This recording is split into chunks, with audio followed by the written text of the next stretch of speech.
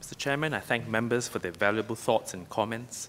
Our work at MSF covers a broad range of social issues like strengthening families, providing social safety nets, giving children from all backgrounds a good start, enabling people with disabilities and special needs, as well as protecting the vulnerable amongst us. One area of our work is to tackle the challenge of income inequality, and this is part of concerted and coordinated efforts among government ministries to ensure social harmony for Singaporeans, as highlighted by PM recently. Over the years, we have put in place support schemes and networks on the ground. This has ensured broad-based social uplifting through employment, sustained income growth, and universal access to education, housing, and healthcare. These mutually reinforcing economic and social policies have been at the core of our success in strengthening our social compact and moving the whole of the society forward. Most members of this House would have had this experience of visiting the modest homes of our seniors. Because of a lack of opportunity in the early years, they had lower educational qualifications, but worked hard for many decades, often in lower paying jobs, such as factory workers, cleaners, or hawkers. On the walls of their flats, however, would usually be a family portrait taking pride of place. Their children can often be seen wearing mortarboards, graduation gowns. They would have done better in life because of the broader opportunities they had, which their parents had not. I met one such couple, an elderly Indian couple, who worked in low-wage jobs before retiring. One of their sons was sent by his company to head their operations overseas, while the other two are professionals. Social uplifting for this family and others took a single generation. Recently, I met some families that used to get financial help and bursaries for their children.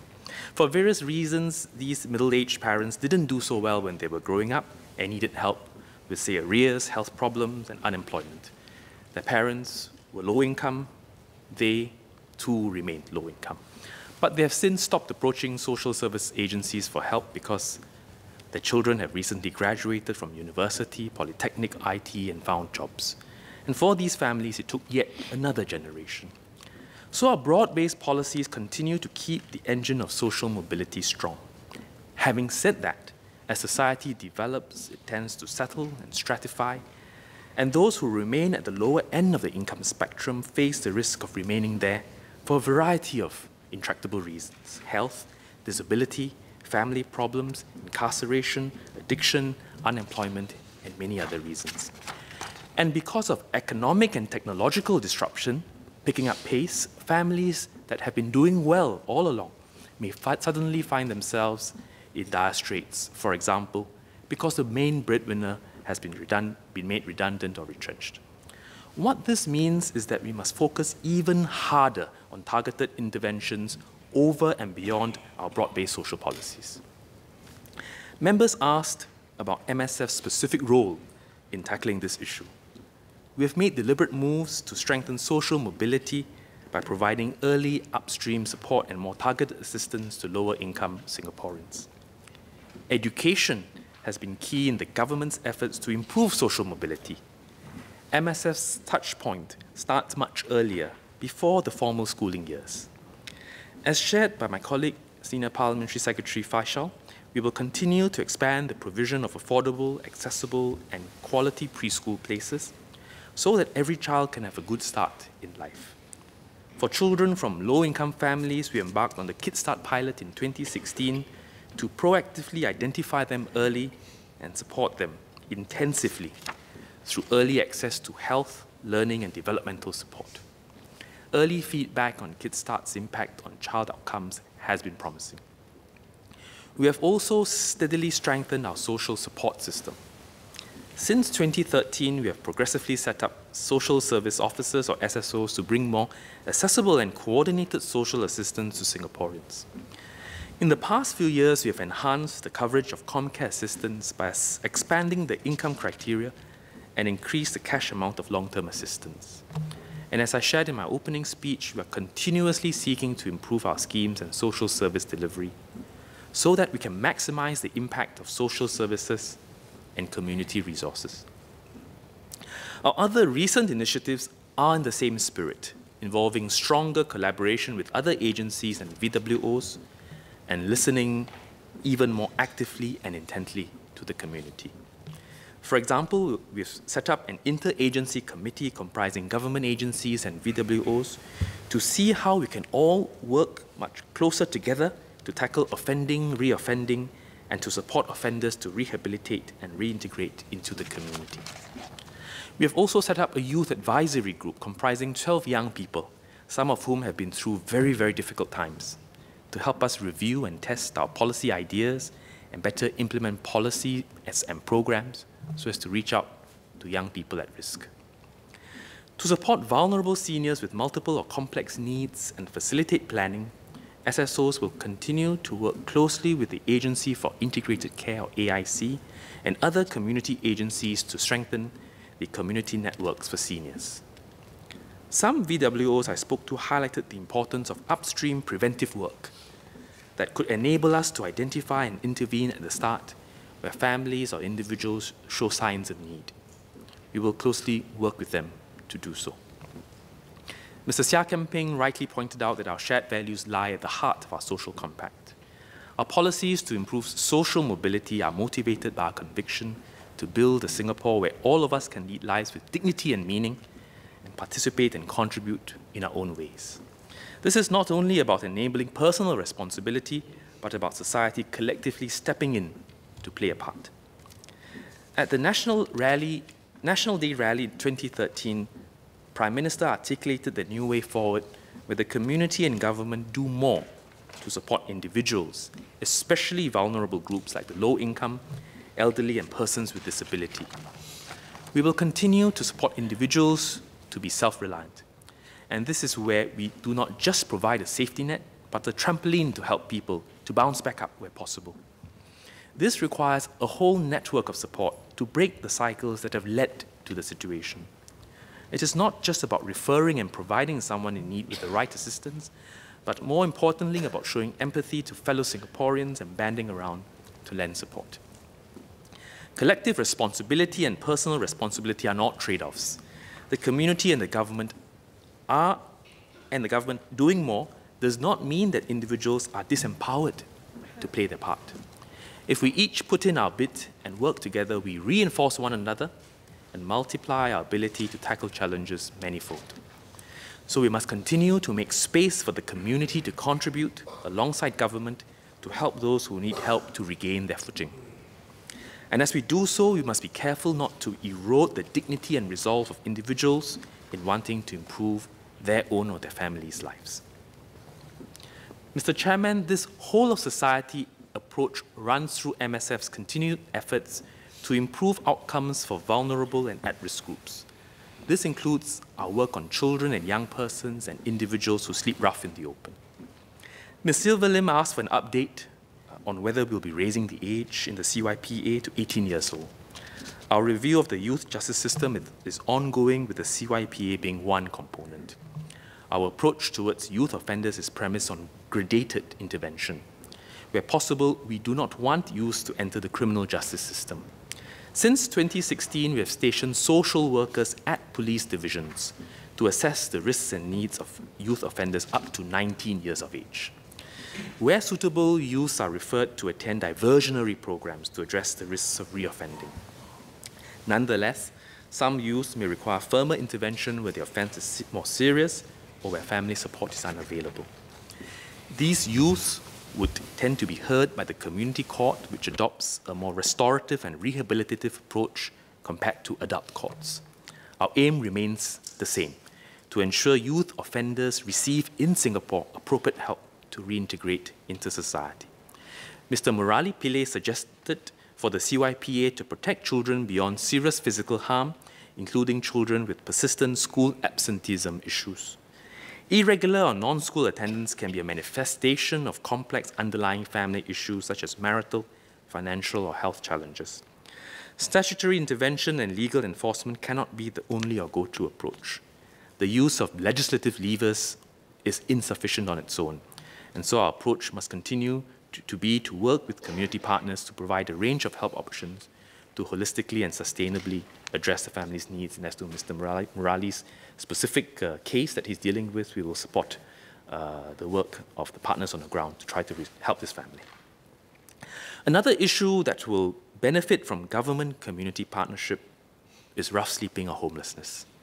Dr. Lilinio asked if we could reduce the number of Singaporeans sleeping rough in the open and about the available shelter options for them.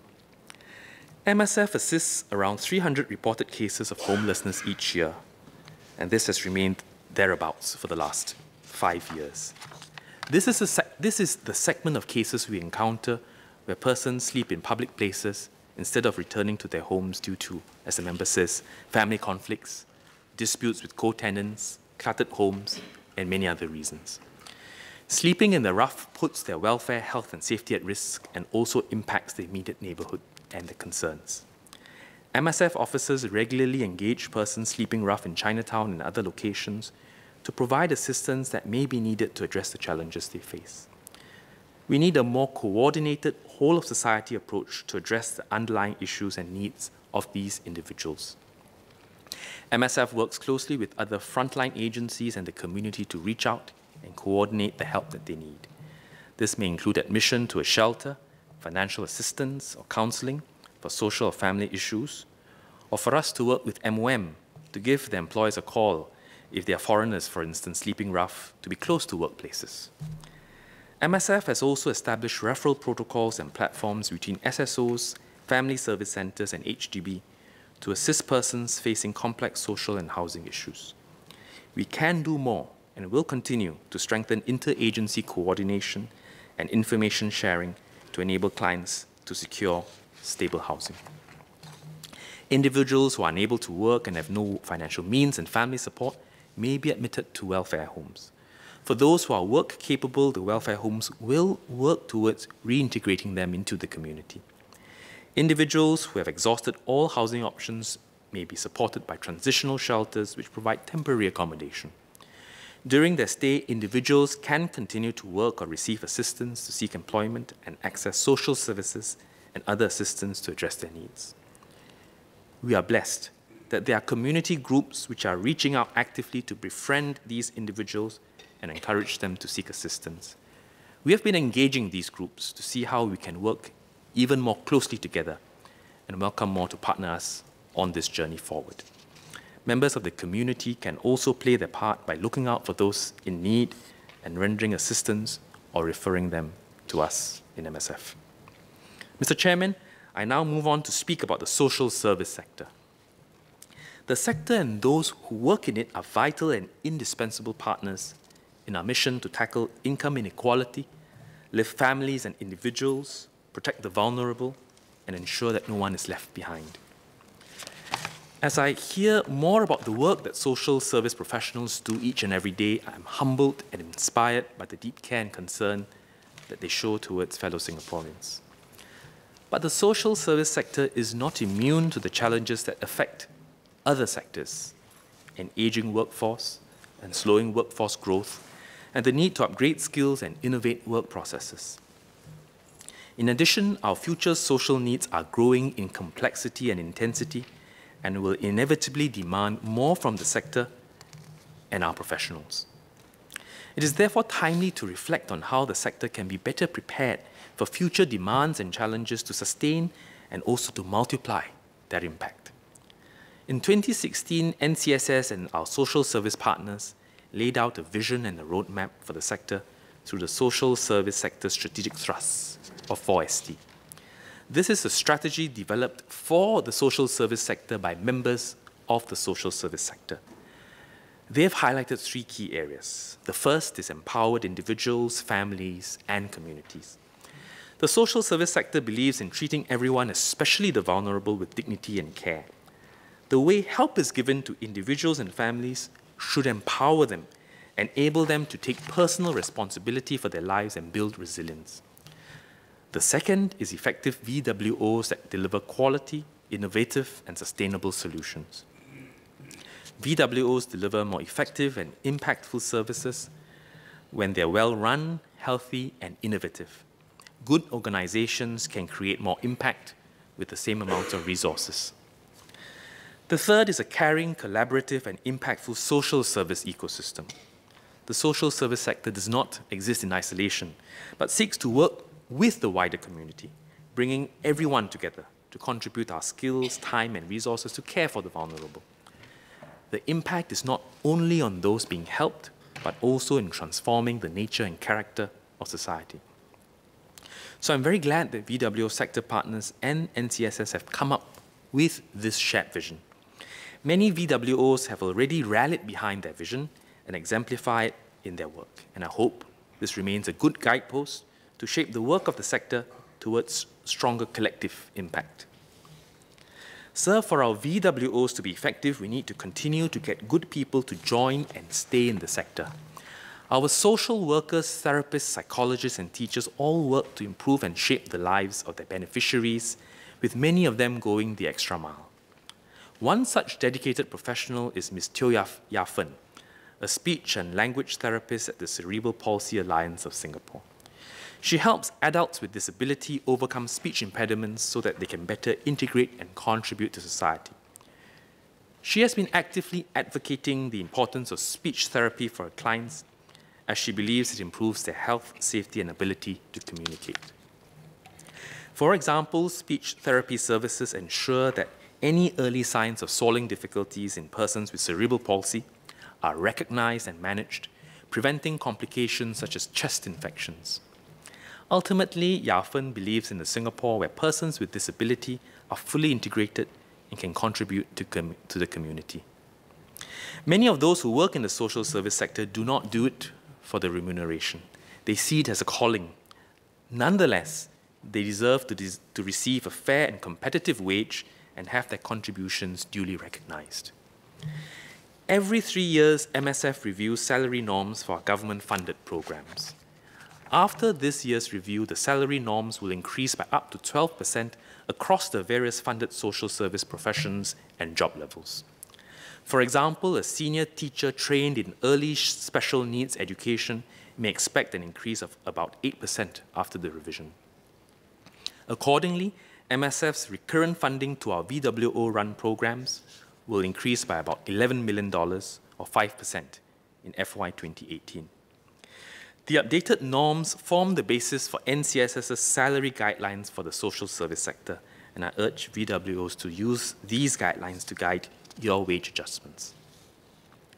In line with the Skills Future movement, we will create more developmental pathways and build up the skills of those who work in the social service sector. Earlier, Minister Ong Ye Kang had shared that Skills Future Singapore, SSG, the Singapore University of Social Sciences, SUSS, and Nanyang Polytechnic will be introducing a new work-learn program in the second half of this year. Under this program, diploma graduates with less than 2 years of work experience will undertake studies in social work while working as social work associates. Students will take courses from Nanyang Polytechnic's post-diploma program during the first year, followed by a 2-year part-time Bachelor in Social Work program at SUSS to become qualified social workers. SSG will also provide course fee subsidies and incentives to participants and grants to help participating employers defray the costs of running the program in their organizations. The Work-Learn program is part of a wider effort to open up pathways for individuals to fulfill their professional aspirations and also to support employers in training their employees. Social service professionals need to be equipped with the requisite skill sets to be effective and to be prepared for future demands. We will be launching the Skills Framework for Social Service later this year. This framework is developed jointly with SSG, our VWOs, and social service professionals to help professionals better plan their careers and proactively develop their skills to meet the demands of the sector. It will have information on career prospects, skills required for key professions, as well as the learning platforms to develop these skills. These and other initiatives support VWOs in attracting and grooming good people. And I hope that employees and employers will make full use of them so that we become stronger as a sector and fulfill our mission in social services. Even as we work to build up the social service sector and skill sets of our social service professionals, I'm very much aware that the work you do demands a lot of you and from you. And I'd like to thank everyone in the sector for for your commitment, your hard work, and your sacrifice. Sir, the social service sector would not be where it is today without the strong support of the community over the years. I draw back again to the fundamentals driving the Singapore Cares movement. SG Cares is about helping the vulnerable and less fortunate in our society. It is equally about a transformation in our national spirit. When we work to change the lives of others, we also change our own lives for the better. We become not just individuals concerned with our own interests, but parts of a larger community of giving. And these activities become a vital and intrinsic part of our identity and social fabric. We become better people and collectively a better society. The government, therefore, should play a role to coordinate, facilitate, and make best use of the community's efforts and energies. Earlier, Ms. Tin Pei Ling asked about volunteerism. We are working to redesign volunteer roles to best match the needs of the organization and the busy schedules of volunteers. For example, NCSS partners VWOs to identify their needs before matching them with corporates located, ideally in close proximity, and encourages them to volunteer regularly to meet these needs. We are building up the capacity and capability of our VWOs to ensure that volunteers are meaningfully deployed and engaged while volunteering. We're helping our VWOs to develop volunteer management frameworks to enable them to recruit, engage, and retain volunteers more effectively to foster sustained volunteering. We're also training and developing the competencies of volunteer managers. Sir, we will continue to support sustainable giving by corporates and individuals. In last year's debate, we spoke about Share as One, which is a grant scheme introduced in 2016 to encourage individual and workplace giving and create more volunteering opportunities. Under Share as One, the government provides dollar-for-dollar matching for new and incremental donations to the shared program above 2015 levels. Under Share, employees donate regularly to the community chest through payroll deductions, gyro, or by credit card. Businesses can use a portion of the government matching grant to organize CSR or corporate social responsibility and volunteerism activities. And the rest will be channeled to a fund managed by ComChest to build the volunteer management capabilities of VWOs. ComChest plays an important role in supporting about 80 VWOs in fundraising so that they can better focus on caring for the disadvantaged. Programs supported by Share include family service centers and day activity centers for adults with disability. Share as One has successfully brought in about $1 million more in new and incremental donations in 2016. As announced by the Minister for Finance, the matching grant for Share as One will be extended from 2018 to 2021. ComChest is working to implement an opt-out contribution system for Share in the public sector, and public sector agencies have responded well. We are looking to extend this to the private sector, and I hope businesses will enroll for this initiative. Share as One, as well as ComChest's other efforts, will make giving more sustainable and stable. The sum total of regular and long-term giving by many individuals goes a long way into helping VWOs and the beneficiaries that they serve. Mr. Chairman, I've chosen to round off my replies by talking about our social service sector because the dedication of those who work in this sector and the sacrifices that they make deserve our respect and support. I'm heartened by the generous contributions of donors and the tremendous efforts of volunteers. Because this giving is precious and because so much heart goes into it, we must make sure that it does not go to waste. We can and will make our efforts count and maximize our impact on the lives of Singaporeans. Many of the initiatives I've spoken about today contribute to this drive to build up and better channel resources and services from the government, from the community, and from corporations to those who may need it the most. In providing these services and resources, we want to uplift these vulnerable individuals and families and give them the opportunity to take charge, improve their lives, and fulfill their aspirations. We wish to build, in the words of our founding Prime Minister, the late Mr. Lee Kuan Yew, I quote, a fair, not a welfare society, unquote, where everyone has an equal shot at success. And this is the kind of inclusive and caring Singapore society we aspire to be. Thank you.